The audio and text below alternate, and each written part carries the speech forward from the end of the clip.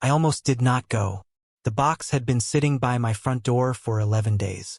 A small cardboard box, not even sealed, just folded shut at the top. Inside was a paperback novel with a cracked spine. A jacket Eve had left draped over my desk chair the week before she moved out, and a small painting she had picked up at a street market the summer we still believed we were going to make it. 3 things. Lightweight, easy to carry. The kind of things that should have taken 10 minutes to return. But every time I walked past that box, I found a reason to leave it one more day. I told myself I was busy. I told myself it was not the right time.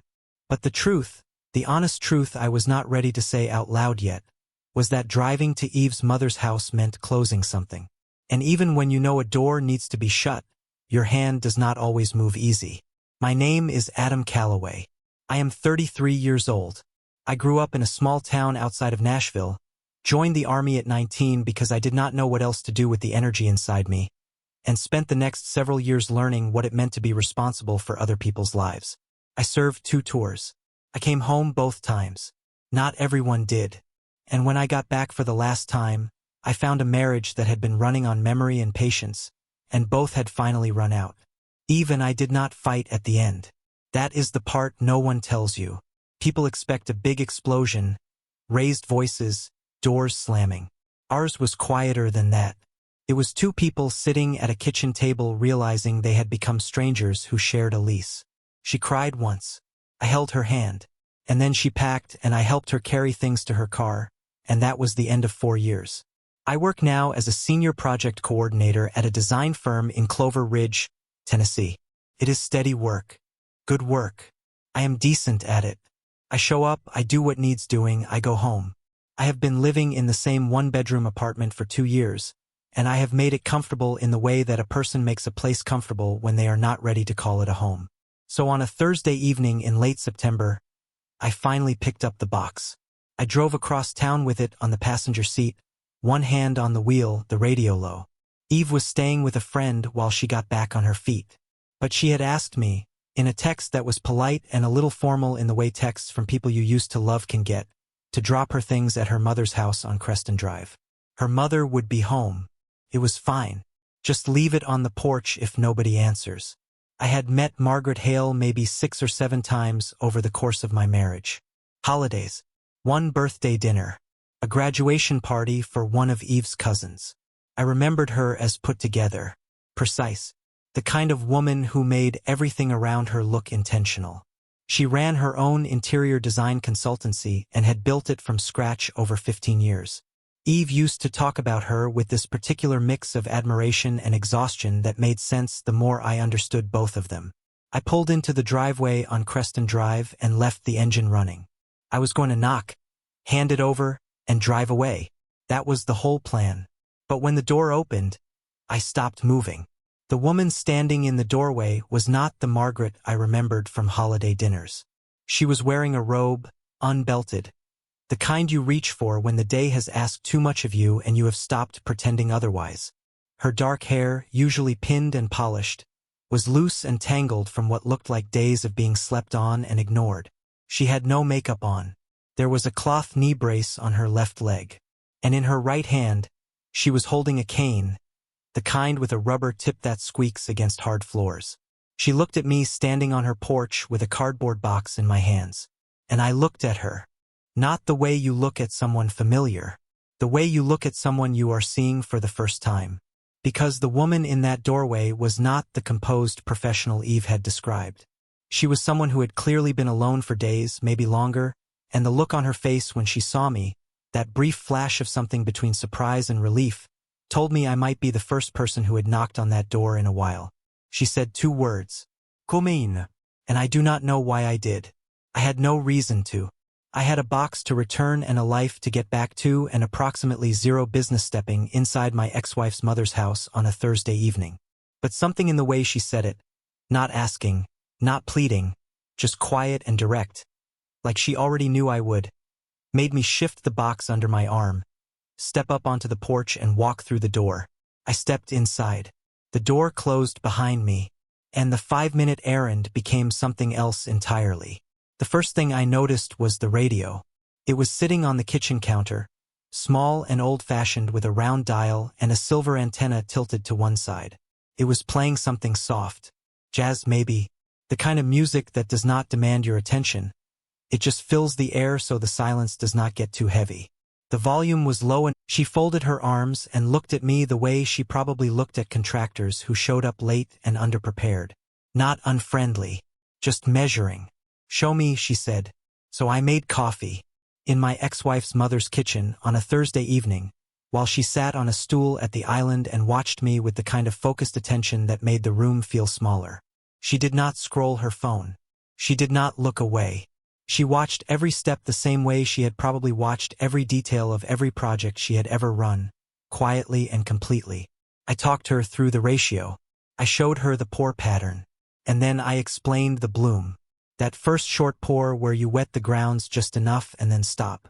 The grounds swell up and release trapped gas, and if you do not wait, the rest of the water cannot move through them properly. You have to pause. You have to give it space before you continue. She was quiet for a moment. Then she said, "You are telling me the coffee needs a moment to collect itself before it can actually do what it is meant to do?" I said basically, yes. She looked at the carafe. Then she said, "I relate to that more than I care to admit right now." I did not ask her to explain that. Something told me she had said it more to herself than to me. The coffee came out right. I poured 2 cups and slid one across the counter to her. She wrapped both hands around it, lifted it, and took a slow sip. She went still. Not dramatically. Just a small, quiet stillness that meant the experience had landed somewhere real. Then she looked at me over the rim. "That is the first acceptable cup this setup has produced in this house," she said. She set the cup down. "I want you to know I find that deeply irritating. 11 months. You fixed it in 5 minutes." I said some problems just need a different set of eyes on them. She held my gaze for half a second longer than felt professional. Then she looked down at her cup and said, "Sit down." Not a request. Not quite a command. Just a direction from a woman who had decided the evening was not over yet. He sat. And what happened next was not what I expected. She did not make small talk. She did not ask polite questions about how Eve was doing or offer vague pleasantries about the neighborhood or the weather. She asked me a real question. She asked how long I had been out of the service and whether the transition back to regular life had been what I expected. Nobody asked me that. Not like that. Not without softening it into something easier first. I told her it had taken longer than I planned. That civilian life moved at a pace that felt strange at first, too slow in some ways and too fast in others. That I had taken the job at the design firm because someone had told me project coordination used the same skills as logistics management and they had not been entirely wrong. She listened. Not the kind of listening where a person waits for a pause to redirect the conversation toward themselves. She actually listened. She remembered a detail I mentioned early and circled back to it 10 minutes later. She asked a follow-up question that proved she had been tracking everything I said. I could not remember the last time someone had listened to me like that. An hour passed without either of us remarking on it. The jazz on the radio shifted to something slower. The kitchen window had gone dark. And I was still sitting at the counter of a house I had no real reason to be in, talking to a woman I had met fewer times than I could count on one hand, feeling something I had no name for yet. Something had opened up in that kitchen. Not loudly, not all at once. Just quietly, the way a window lets in air when someone finally lifts the latch. I did not leave until well past 9. When I finally stood and picked up my jacket, she walked me to the door without hurrying me. She said, "I will try it again tomorrow." The coffee. She said it like she was talking about the coffee and something else at the same time. I said, "Let me know how it goes." She said, "Come back next Thursday and I will tell you in person." I drove home with the windows cracked and the radio off, turning that over the whole way. I told myself it was just a repair job. I said it out loud while I pulled on my jacket that Wednesday morning, the Wednesday after the Thursday I had gone back, as she had suggested. I said it again while I stood in the hardware store aisle staring at wall anchors and toggle bolts like they were the most important decision I had made all week. And I said it one final time sitting in her driveway with a tool bag on the passenger seat and 2 coffees from the place on Harlow Street balanced in the cup holders. 2 cups. Not 1. 2. I had stopped pretending somewhere between the hardware store and Harlow Street, but I was not ready to say what I was actually doing. So I kept calling it a bookshelf. She opened the door before I knocked, like she had heard the truck pull up and made a decision before I even reached the porch steps. She was wearing dark trousers and a soft gray pullover with the sleeves pushed up to her elbows. Hair pinned back. No kane. Standing completely on her own weight and holding the door open with one hand like she had been expecting me and was not going to pretend otherwise. Something about her was different from the week before. Last Thursday she had been careful, measured. Every word placed with the kind of precision that comes from years of keeping people at a comfortable distance. But today there was less of that. The careful was still there, but it had shifted. Like a window that had been painted shut for years and someone had finally worked the frame loose enough to let a little air move through. She looked at the 2 coffees and said, "You bought 2. I said the second one was in case she had not made any yet. She said she had, in fact, already made a pot. I said then she had a backup. She looked at me for a beat longer than the joke required. Then she stepped aside and let me in. The house smelled like coffee and something faintly herbal, maybe the rosemary she kept growing in that small pot on the kitchen sill. I set the tool bag down near the living room and looked at the bookshelf properly for the first time since last week. Up close, in the flat gray light of a Wednesday morning, it was worse than I had registered before. Both anchors had not just loosened. They had torn clean through the drywall entirely. The kind of failure that does not happen overnight. That happens over months of slow pressure, a little more each week, the wall giving up its grip so gradually that you stop noticing the lean until someone who has never seen it before walks in and feels something is wrong before they can even name it. The whole frame was being held upright by nothing but its own weight pressing back against the surface. One hard knock, one bad step, one moment where the balance shifted the wrong way and 200 pounds of hardwood and books would come straight down. I stood there looking at it and felt something tighten in my chest that had nothing to do with the carpentry. She had been living next to this for months. She came to stand beside me, arms crossed loosely, looking at the shelf the way you look at something you have learned to stop seeing. She said, "I know. I kept meaning to call someone." I said, "Why didn't you?" She was quiet for a second. Then she said, "I suppose I got used to things being slightly off and just working around them." I did not say anything to that. But I heard it. I heard all of it. I got to work. She sat on the arm of the couch nearby, close enough to talk, far enough to give me room. She started telling me about the shelf itself. How she had bought it from an estate sale 11 years ago. How she had driven 2 hours each way to get it because the proportions were exactly right and she could not explain to anyone why that mattered so much. She said her ex-husband had thought it was excessive. She said she had brought it anyway. I pulled the first damaged anchor free from the wall and said, "Good call." She smiled.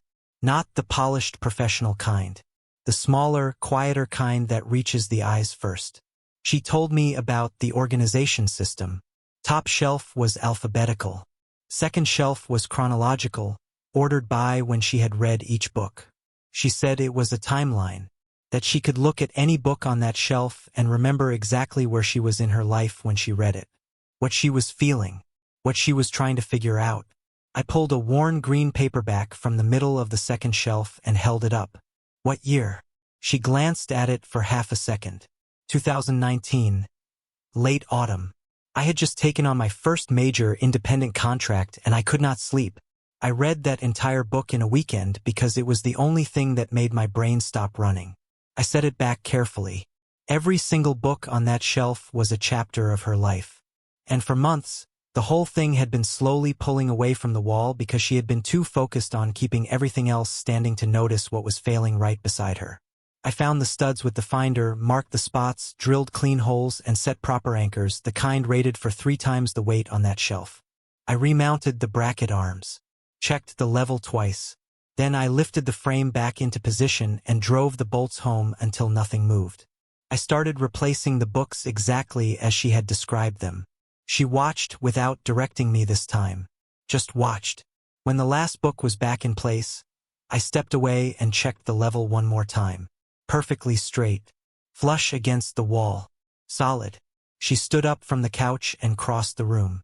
She pressed her palm flat against the side of the frame and pushed. It did not shift. Not even slightly. She pressed harder. Nothing. She stood there with her hand against the shelf for a moment longer than necessary. Then she turned and looked at me, and the expression on her face was not the one I had expected. It was not relief exactly. It was something older than that. Something that looked like a person who had been quietly waiting for something to hold and had just found out it actually could. She said, "How long will that hold?" I said, "Longer than the wall around it." She looked at the shelf, then back at me. We were standing closer than either of us had planned. Close enough that I could see the fine lines at the corners of her eyes and the way she had a small scar just below her left brow that I had never noticed before. She said, "Thank you." And she said it the way people say something when they mean considerably more than the words themselves carry. I said it was just a bookshelf. She said, quietly and without breaking eye contact, "No, it was not." I did not have an answer for that, so I did not offer one. She made lunch. Nothing elaborate. Soup she had started that morning and bread she had picked up from somewhere nearby. We ate at the kitchen table and talked the way people talk when they have stopped performing for each other and are just actually speaking. She asked me what I would build if there were no constraints at all. No client wishes, no budget ceiling, no zoning board. Just me, materials, and an open question. I almost gave her a deflecting answer. I almost said something vague about functional spaces or practical design.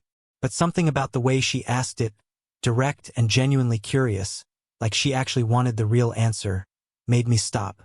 I told her that when I was in architecture school before the military, I used to draw community spaces. Not homes for specific people. Places that belong to everyone. A reading room with high ceilings and natural light that came through the roof. A courtyard with one large tree in the center and benches built into the roots. I told her that question used to live in my chest like a pulse. And somewhere along the way, between 2 deployments and a marriage that quietly came apart and years of drafting other people's visions, I had let it go silent. She set her spoon down and looked at me. She said, "That is the next thing that needs fixing. Not my bookshelf." I looked at her. She held the eye contact without flinching. And somehow, sitting at her kitchen table on a Wednesday afternoon with soup going cold between us, that felt like the most important thing anyone had said to me in years. She asked me something on the back porch that I was not ready for. We had moved outside after lunch, 2 chairs pulled to face the yard. The air cool and carrying that particular smell of late afternoon in early autumn when everything is turning but nothing has fallen yet. She had offered me a drink. I said I was fine. She looked at me sideways and said, "You say that word a lot." I said it was a habit. She said habits are just doors we stop questioning. I did not have an answer for that either. The yard was quiet. A neighbor's dog barked once somewhere down the street and then stopped. The trees at the back edge of the property were just beginning to turn at the tips, gold bleeding into green at the edges. She had her hands wrapped around a glass of water, and she was looking at the yard like she was reading something in it. She said, "You told me about the architecture, the things you used to want to build, but you did not tell me what stopped you from wanting them." I looked at the yard. She said, "You do not have to, but I am asking because I want to know, not because I am being polite." That was the thing about her. She was never polite in the hollow way people use the word. She was direct in a way that felt like respect rather than pressure. Like she believed you were capable of the honest answer and was simply waiting for you to catch up. So I told her. I told her what it actually felt like to come back from the second deployment. Not the version I gave to people who asked out of courtesy. The real version.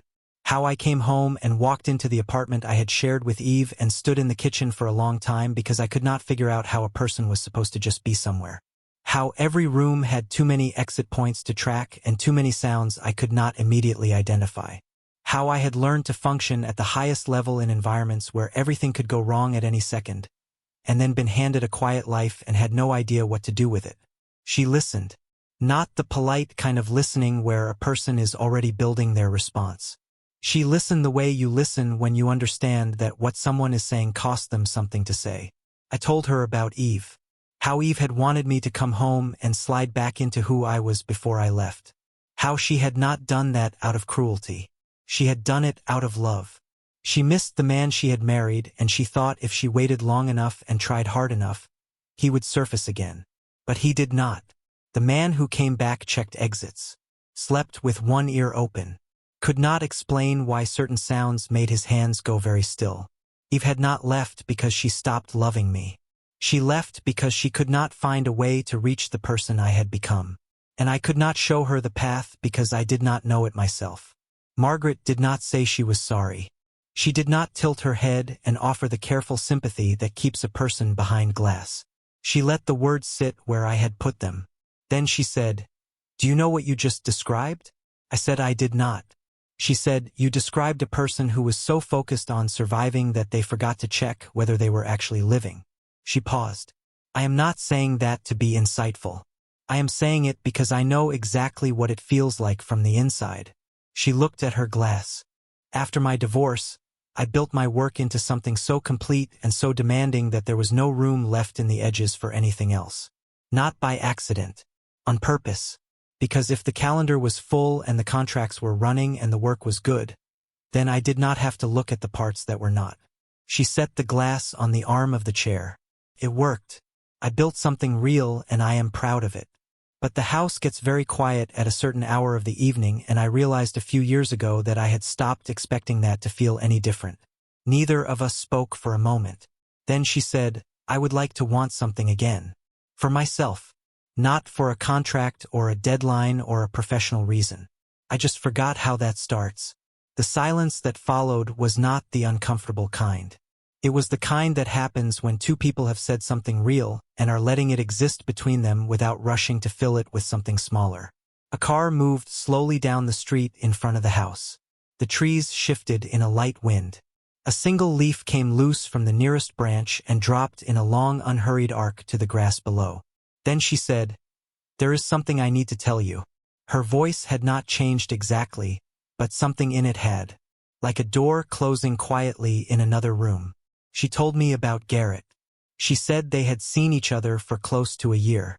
That it had been good at the beginning, the way things often are before the shape of a person becomes clearer. She said Garrett was not a difficult man in the obvious sense. He was successful and well-mannered and genuinely believed he cared for her. But what he had wanted, she said, was a version of her with the complicated parts smoothed away. He wanted the Margaret who showed up polished and available and easy to be around. He did not know what to do with the one who had edges and opinions and a career that sometimes took up more space than he was comfortable with. She had ended it 8 months ago. He had not accepted it. He called from numbers she did not recognize. He had driven past the house more than once, slowly, the way people do when they want to be seen without being confronted. He had appeared at her office one afternoon with flowers and the expression of a man who believed that a grand enough gesture could override a decision that had already been made clearly and more than once. She was not frightened of him, she said, but she was tired of him. She looked at me with the same steady directness she had used when she asked about the architecture. She said, "If you keep coming here, you will eventually run into him. I am not telling you this to warn you off. I am telling you because I think you deserve to know what you are walking into, and because I have spent enough time with people who only told me half the truth to know how much the other half matters." I looked at her. I thought about Garrett, about a man who kept returning to a door that had been closed to him, and felt nothing that resembled fear. I had stood in places where the consequences of the wrong read were considerably more serious than a man with unresolved feelings and a pattern of slow drives past a house. What I felt was something else. Something quieter and more unsettling than fear. It was the look on her face right now that got to me. The way she was watching me with her guard lowered just enough to show what was underneath it. She was waiting for me to do what people apparently always did when things stopped being simple. She was waiting for me to find a reason to step back. I said, "I am not going anywhere." She held my gaze for a long moment. Something moved behind her eyes. Not dramatic. Not the kind of shift you see in someone who is surprised. The kind you see in someone who has been hoping for a specific answer for long enough that hearing it takes a second to land. She said, "Come back next Wednesday." And I said I would. I drove home that evening with the windows down and the air moving through the truck cab and something sitting in my chest that I had not felt in a long time. Not happiness exactly. something quieter than that. Something that felt like the beginning of wanting to be somewhere specific. Not just anywhere. Not just busy and occupied and functioning. Somewhere specific. Her porch light was still on when I turned out of the street. I watched it in the mirror until the road bent and it disappeared. I was nearly home when my phone rang. I did not recognize the feeling in my chest when I saw the name on the screen. It was Eve. I almost did not answer. I picked it up on the fourth ring. Her voice was exactly the way I remembered it. Soft and careful, like she was carrying something fragile and did not want to drop it. She said she had been doing a lot of thinking. She said the time apart had taught her things she could not have learned any other way. She said she understood now that what I had gone through after coming home from overseas was not something I had chosen, and she was sorry she had not been strong enough to stay while I was still finding my way back. She said she was ready now. She said she wanted to try again. I pulled over. I sat with the engine idling and the phone in my hand and did not say anything for a long moment. There was a version of me not far back, maybe 18 months ago, that would have exhaled with relief at those words. The version that still woke up at 3 in the morning running through every moment of our marriage looking for the exact place where I had failed her. That version of me had spent a long time believing that if she ever called and said come back, it would feel like being handed something I had lost and never stopped looking for. But sitting in that parked truck on a Wednesday evening, I did not feel relief. I felt something quieter than that. Something more like recognition. I looked at the small notebook sitting on the passenger seat. The one I had started keeping 3 weeks ago. It had coffee ratios in it. Notes about grind size and water temperature and poor timing. Observations I had written down after each visit so I could come back better prepared. So I could show Margaret something new, something worth the drive. I had filled 6 pages without once feeling like it was effort. I had not done anything like that for Eve in years.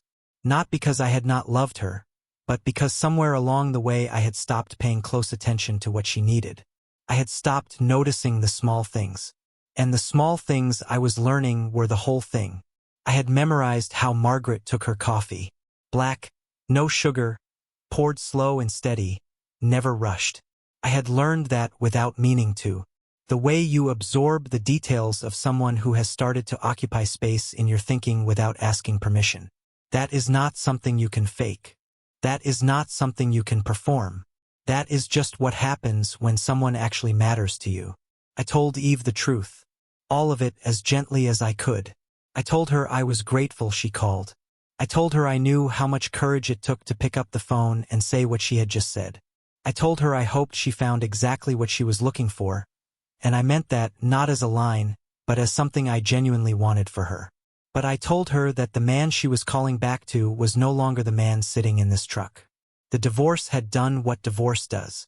It had taken 2 people apart and given them back to themselves separately. And the person I was becoming now was someone I did not want to interrupt. She was quiet for a long time. Then she said, "There is someone, is there not?" I did not hesitate. I said yes. She asked if she was good to me. I said she is honest with me. She does not let me hide. That is more than good. That is the thing I did not know I needed until I found it. Eve took a slow breath. Then she said, "Okay. Just okay." But the way she said it carried no bitterness, no sharpness. It carried the sound of a person who had asked a question and gotten an answer that closed something for both of them. She wished me well. I believed her. We said goodbye, and this time, it landed differently than any goodbye we had ever said before. It landed like the last piece of something finally settling into place. I sat in the parked truck for a while after the call ended. Not because I was sad. Not because I was second-guessing anything. I sat there because something real had just happened and I wanted to feel the full weight of it instead of driving away before it had finished arriving. Eve was my past. She would always be part of the story of who I was. But she was not where this was going. I knew where this was going. Wednesday came gray and cool the following week, the kind of morning that smells like rain that has not arrived yet. I drove to Margaret's with the notebook on the passenger seat and something sitting in my chest that I had not figured out how to name but had stopped trying to push away. She opened the door before I knocked. She had been watching for me. She did not say that, but I could tell by the way the door swung open half a second before my hand reached it. She looked at my face and said, "Something happened." Not a question. A statement. She read me the way she always did, quickly and without drama, the way a person reads a room they have learned to understand. I said yes, and I told her everything. I stood in her kitchen in the gray Wednesday light and gave her the whole truth from the beginning of the call to the moment I had pulled over and sat in the dark. I did not soften any of it or skip the hard parts. She had asked me weeks ago to stop saying I was fine when I was not. I had taken that seriously. She listened without moving. She stood near the counter with her arms loose at her sides and her eyes on me, and she did not say a word until I was finished. Then she said, "And what did you tell her?" I told her no. She said, "Why?" I looked at her standing there in the gray light coming through the kitchen window. No performance in her, no management, just a woman waiting for the real answer because she had earned it and she knew it. "Because I am already exactly where I want to be," I said. Something moved across her face. It started at the edges and worked inward. Not tears, not yet, but the kind of shift that happens in a person when they have been holding something tightly for so long that finally being allowed to set it down takes a moment to process. She said, "I have not let someone choose me in a very long time. I did not think I still wanted that until recently. And I am not entirely sure I remember how to let it happen." I said, "You do not have to figure it out right now. You do not have to do anything with it at all. Just do not send me home." She looked at me for a long moment. Then she laughed. A real one, sudden and warm, the kind that comes from somewhere unguarded and catches even the person laughing off guard. Her eyes were bright and full and carrying something I had never seen in them across all the weeks I had been showing up at this door. It was the look of a woman who had stopped expecting something and just watched it walk through her kitchen anyway. She said, "Make the coffee. I will set the table." And I did. The transfer request took 4 days to process. I had submitted it on a Thursday morning, 2 sentences in the body of the email, no lengthy explanation. A lateral move to a different project division. Same firm, different floor, no overlap with any of Margaret's consultancy contracts. Clean. Simple. Done. My manager called me into his office on Friday and asked if everything was okay.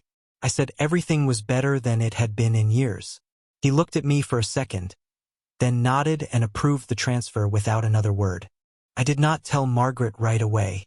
I wanted to do it in person, across a table, without it feeling like an announcement. So the following Wednesday I sat down in her kitchen with my coffee already in front of me and I told her I had moved divisions at work. She went still, just for a second. She said, "Because of me?" I said, "Because of us. Because I wanted there to be no reason in the world why what was happening between us could be questioned or complicated by something as small as a reporting structure. I wanted to show up at her door without needing a professional reason to be there."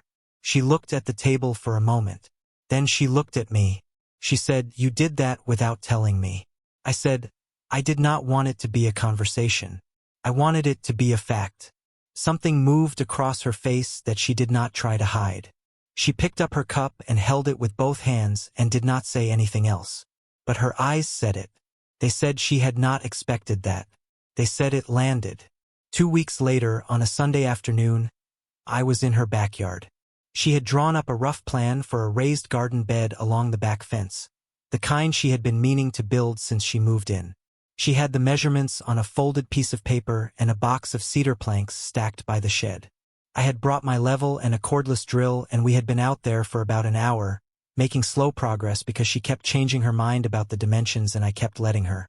I heard the side gate click. I did not turn around right away. I registered the sound, the weight of the step that followed, and I knew before I saw him that whoever was coming through that gate had not been invited. Garrett was taller than I had pictured. Well-dressed for a Sunday, the kind of put-together that takes effort and wants you to notice. He walked into the yard with the ease of a man who had not yet accepted that his access to this space had quietly expired. He stopped when he saw me. His eyes moved from my face to the drill in my hand to Margaret standing a few feet away with a measuring tape. He said, "So you are the reason she stopped picking up." Margaret did not flinch. She straightened slowly and said his name. Once. Clearly. The way you say a word when you want it to be the last one on a subject. She said, "I stopped picking up because I was done. That happened before Adam." You just were not listening when I said it. He looked at me again. I did not move. I did not tense. I did not step forward or shift my weight or do any of the things that signal a man is preparing for something. I just stood where I was, still and level, because the quietest thing in a room is usually the most certain thing in it. The army had drilled that into me, and the weeks I had spent in this yard had reminded me that stillness, real stillness, is not the absence of strength. It is what strength looks like when it has nothing to prove. Garrett stood there for another few seconds. Then he left. Not with any grace. But he left. Margaret watched his car pull away from the yard. She did not go inside. She just stood there in the afternoon light with her arms crossed loosely and her jaw set and her eyes somewhere down the middle distance. I walked over and stood beside her. Not touching. Just present. Close enough that she would know I was not going anywhere, but not so close that I was turning this into something she had to manage. After a moment she said, "He is not a bad man. He just never learned how to close a door without standing in the frame for another year." I said, "That sounds like it took a lot out of you." She said, "It used to." She uncrossed her arms. "It does not anymore." She bent down, picked up the measuring tape, and looked at the half-built garden bed. She said, "I want the second row of planks flush, not overlapping. Can you do that?" I said, "I can do that." And we went back to work. By the time the frame was finished and the first bags of soil were in, the light had dropped to that low amber that only happens in the late part of a Sunday afternoon. Margaret was laughing about something I had said about the drill bit slipping, and the place in the yard where Garrett had stood held absolutely nothing anymore. It was just yard. Just ground. Just ours. For months. That is how long it had been since I pulled up to this house with a cardboard box and a 5-minute errand and no idea what I was walking into. For months since a door opened and a woman I had never really seen was suddenly the clearest thing in the room. Now I sat at her kitchen table on a quiet morning while she poured coffee she had learned to make exactly right. She set the cup in front of me and sat down across the table with her own. Outside, the neighborhood was still waking up. A bird somewhere. A car somewhere further. Nothing urgent. She looked at me over the rim of her cup and said, "You know what I noticed this morning?" I said, "What?" She said, "I did not turn the radio on." I waited. She said, "I used to turn it on before I even put the kettle on. First thing. Every single morning. Because the quiet in this house used to feel like something pressing down on me." She set her cup down. "I turned the kettle on this morning and I just stood there and the quiet felt fine. Felt like nothing. Like it was just a quiet morning."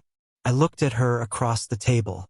This woman who had built something real and lasting entirely on her own terms. Who had organized her whole life so carefully that there was no obvious space in it for anyone else, and then had been brave enough to leave a gap open anyway. Who had let me in not all at once but slowly, one Wednesday at a time, one honest conversation at a time, one cup of coffee at a time, until one day the gap was a door and the door was open and I was standing on the right side of it. I reached across the table and took her hand. She did not hesitate.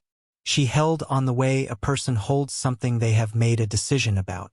Firm and easy at the same time. Like letting go was simply no longer one of the options. I said, "Good. That is how it is supposed to feel." She laced her fingers through mine and looked out the window at the yard where the garden bed sat solid and new along the back fence. She said, "I was thinking we could plant tomatoes. And maybe something that smells good near the window." I said, "Lavender does well in this kind of soil." She looked back at me. Her eyes were steady and warm and carrying the particular kind of light that only shows up in a person when they have stopped waiting for something to go wrong. She said, "Then lavender it is." Outside, the morning moved the way good mornings do. Slowly, without pressure, with nowhere it needed to be. The radio sat quiet on the counter. The bookshelf in the next room stood straight and full. And across the table from me sat a woman who had spent a long time making sure she never needed anyone. She had her fingers laced through mine and she was talking about what to plant in a garden we had built together. And neither of us was just getting through the day anymore. We were living it. Fully. Without apology. Together.